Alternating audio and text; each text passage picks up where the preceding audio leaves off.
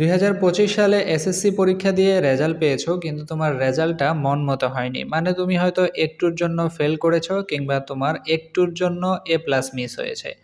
যদি এইরকম হয়ে থাকে তাহলে এখন কি করতে পারো, কি করলে তোমার রেজাল্টটা ভালো হতে পারে, চলো সেই বিষয় নিয়ে কথা বলি।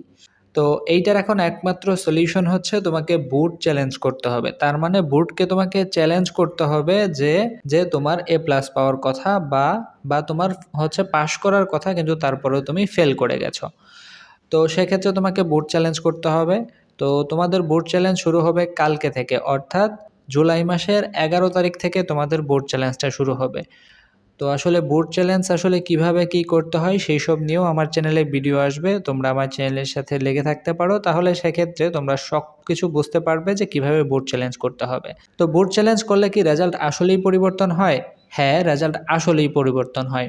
যদি তোমরা গত কয়েকটা বছর দেখো তাহলেই তোমরা দেখতে পারবা যে বুট চ্যালেঞ্জ করার মাধ্যমে কিন্তু অনেকেরই রেজাল্ট পরিবর্তন হয়েছে। বাট বুট চ্যালেঞ্জ করলে যে তোমার রেজাল্টটা পরিবর্তন হবেই তার কোনো গ্যারান্টি নেই, বাট রেজাল্ট পরিবর্তন হওয়ার একটা সম্ভাবনা আছে।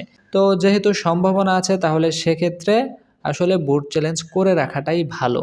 ঠিক আছে, যদি আসলে ভাগ্যক্রমে আমাদের রেজাল্টটা চেঞ্জ হয়ে যায়, ঠিক আছে, তাহলে তো আমাদের জন্য ভালো। তো সেক্ষেত্রে আমি বলবো সবাই বুট চ্যালেঞ্জ আসলে করে রাখবে। যারা মানে যারা তোমাদের মন মতো রেজাল্ট পাও নাই তারা সবাই তোমরা বুট চ্যালেঞ্জ করে রাখবা। ঠিক আছে, তো আসলে বুট চ্যালেঞ্জ করলে কিভাবে তোমাদের খাতাটা দেখা হয় সেটা আমি একটু বলি। যখন তোমরা একটা বিষয়ে বোর্ড চ্যালেঞ্জ করো তখন হচ্ছে তোমাদের সেই খাতাটা পুনরায় দেখা হয় না, বরঞ্চ সেই খাতার সবগুলা নাম্বার আবার যোগ করে দেখা হয়। তারপরে তুমি ধরো কোনো একটাতে লিখছো কিন্তু সেটাতে স্যারে মানে ভুল করে নাম্বার দেয় নাই। সো যদি এরকম কোনো একটা কিছু থাকে তাহলে সেইগুলাতে নাম্বার দিয়ে দেওয়া হয়, তারপরে নাম্বারগুলোকে যোগ করা হয়। সবগুলো যোগ করে যদি তোমার নাম্বার বাড়ে তাহলে তোমাকে বাড়াই দিবে, বাট যদি না বাড়ে তাহলে বাড়াই দিবে না। সো এইটাই হলো বোর্ড চ্যালেঞ্জ পদ্ধতি।